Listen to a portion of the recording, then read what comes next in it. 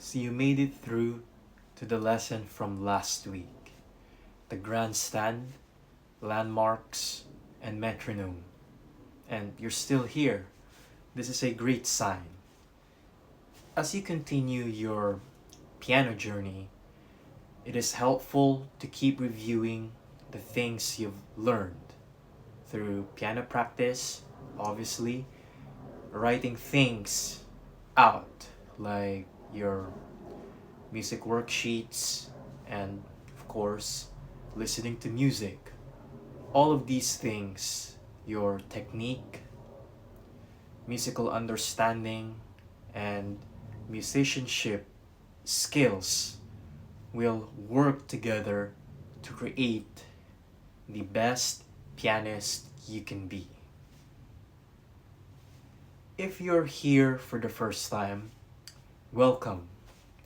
And please make sure you know the basics of note reading. If you don't, no worries.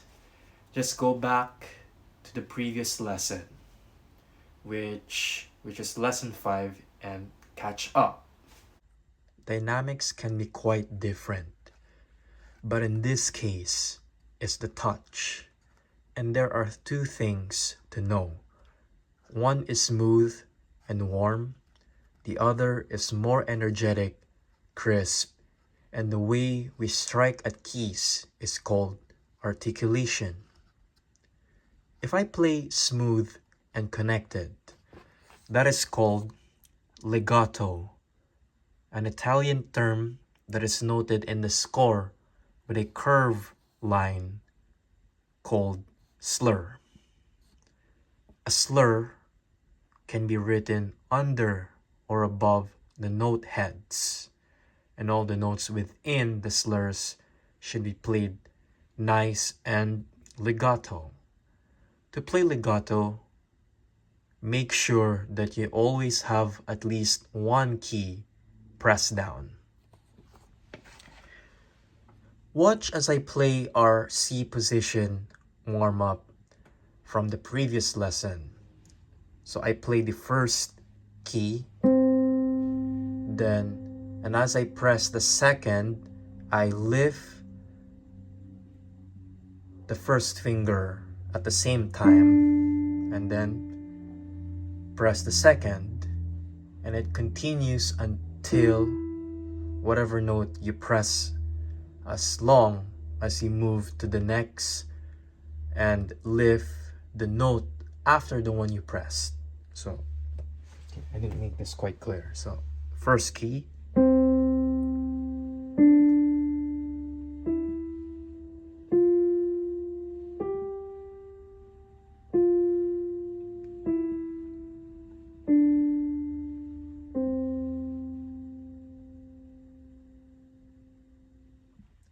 compare that when I first lift my first finger and play the next note, and this is how it sounds.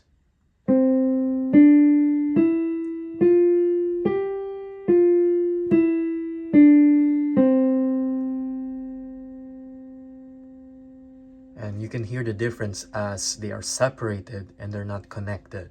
So this is the first one.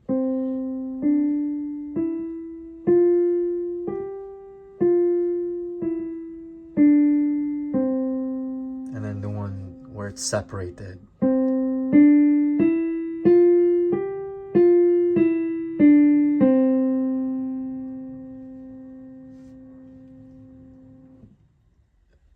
When playing a short and separated notes, that is called staccato, which is another Italian term and is notated a dot at either the bottom or the top of a note head.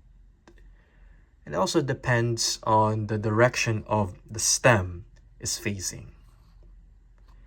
The staccato dot should always be on the opposite side of the stem. And now that you know all those, let's take a detour and focus on the stem direction rule. If the note is written on line 3 and above. The stems should point down. If the note is written on the same third line and below, the stems should point up. This rule is in place just because we don't want either the stems sticking up and sticking down past the staff. Also, don't get the staccato dot confused with the dotted half note, where the dot is on the other side of the note. The staccato dot and the half note, dotted half note, are two completely different things, so don't confuse them. When you play staccato, you need to quickly lift your finger right after you play it. Much like touching a really hot pot and you get shock. Your wrist is your little helper, and you can use a table to flatten that. And what I want you to do is stand up on your fingertips so your wrist comes up first and your fingers are pointing down, like lift off the table or whatever flat surface you're doing this. When you first stand up on your tips, go ahead and release all the way so your wrist springs up first. This is one of the ways to play a staccato note on the piano, and this motion I'm explaining magnifies.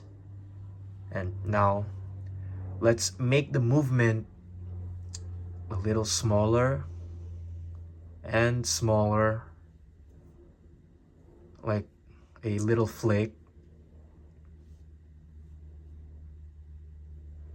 There are other ways to play the staccato, but I'm using this pattern because we're really focusing on your wrist to be more flexible and relaxed, like don't really tense up. Let's look at your warm-up for this week, which is step, skip, finger dance. And this is focused on articulation. And you're wondering why it's called step, skip, finger dance. A step of a piano is when you go from one key to the very next key.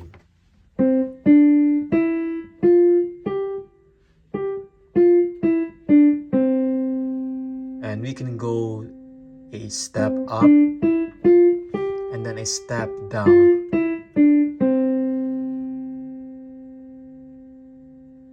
You might remember from my last lesson that we stepped up or stepped down on the grand staff from a line, space, and to a line note. A skip is just when we skip over one note. So I can skip up and we can skip down. Like I can skip the note.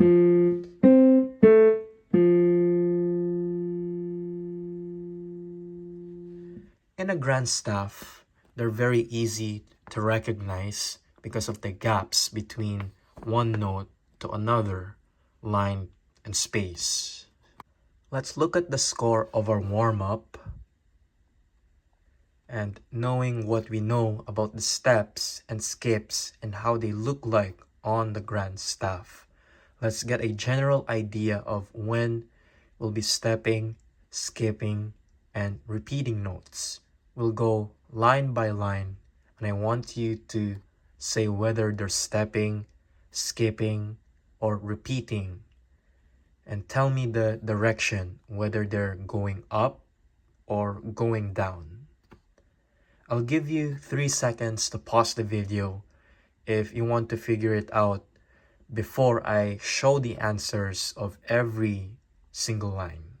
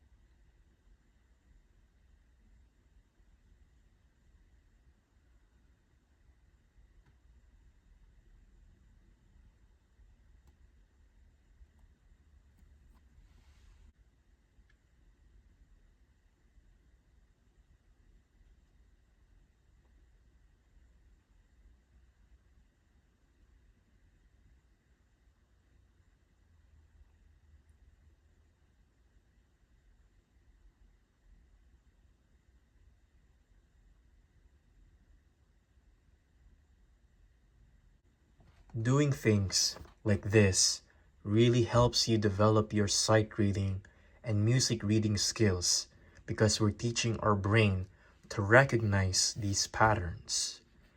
Everyone has different ways of reading the notes. Some reads notes separately, while others reads the first note and in a few seconds recognizes the rest. You can get to the point where you're able to not just read every single note, and by doing things I just showed on the score of this warm-up, so you begin to recognize these patterns. So we've been using the words step and skip, and now that we easily understand those concepts, let's start using the technical music term. Whenever we're talking about the distance of notes, we're talking about intervals. Intervals are measured using ordinal numbers. The proper word for a step is a second because there are two notes apart, while skips are three notes apart, and this is called thirds. And as you might guess, we can keep going with fourths, and then fifths, and sixths, sevenths, and eighths, which are commonly known as octaves. We'll focus on the higher intervals later, and for now, get used to recognizing seconds and thirds on the grand step and on the piano. Now I'm going to play the step, skip, finger dance, and I'm going to play it one time so you can hear it, and make sure to listen for legato and staccato notes.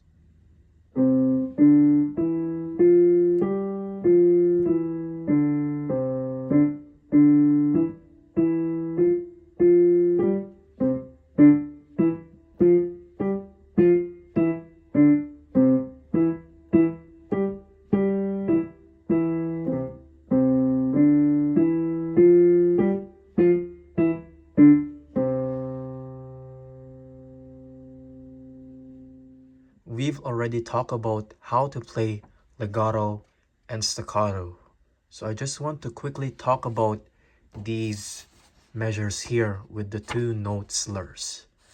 The motion for this says down, up, with the up starting with your loose wrist. The second note is played by the same upward motion that I've been showing to play the staccato notes. So down, lift, down, lift.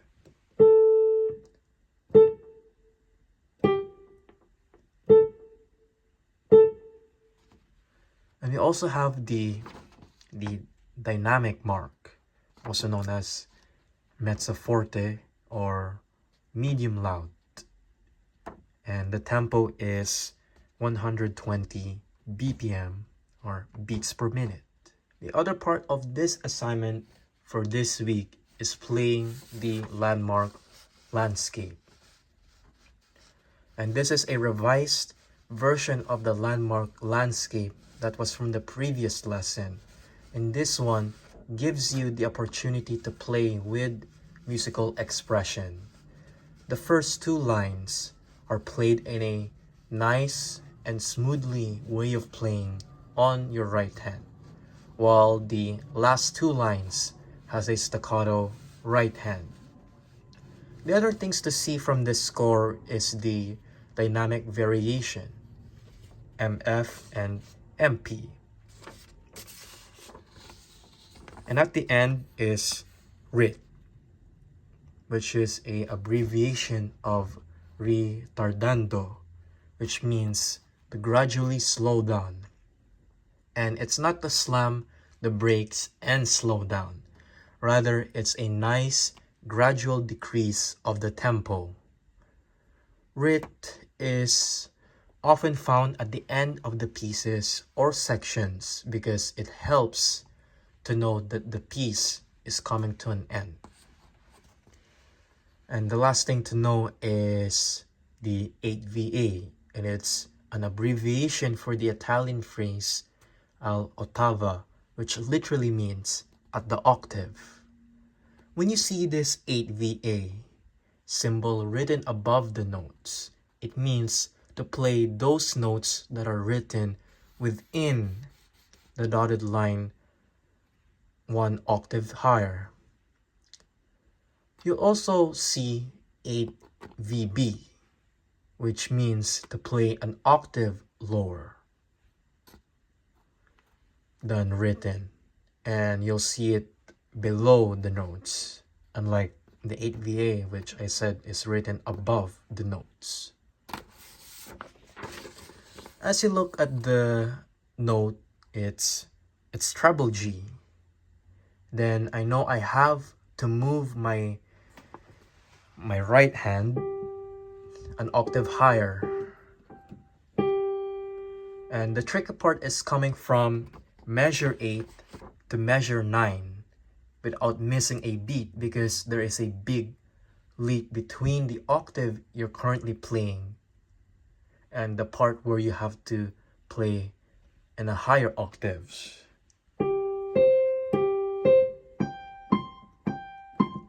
This is the upgraded landmark landscape, and feel free to play this a little faster like last week to have a nice flow to it.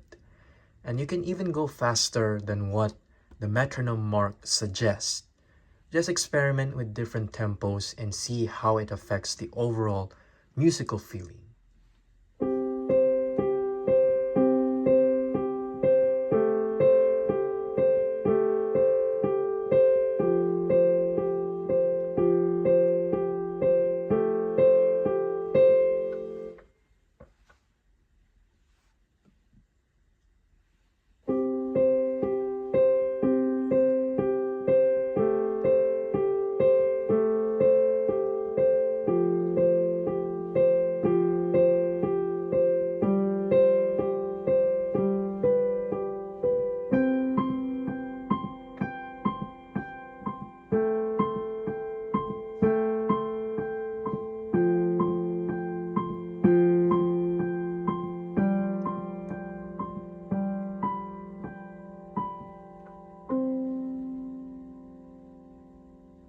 Okay, that's going to wrap it up for us today. For the practice assignment, you've got the step, skip, finger dance as your warm-up. And then keep practicing the revised landmark landscape at your own pace. And as I said earlier, you don't have to follow the metronome mark, and do what is comfortable for you. Until then, keep practicing, and I'll catch you all on the next lesson.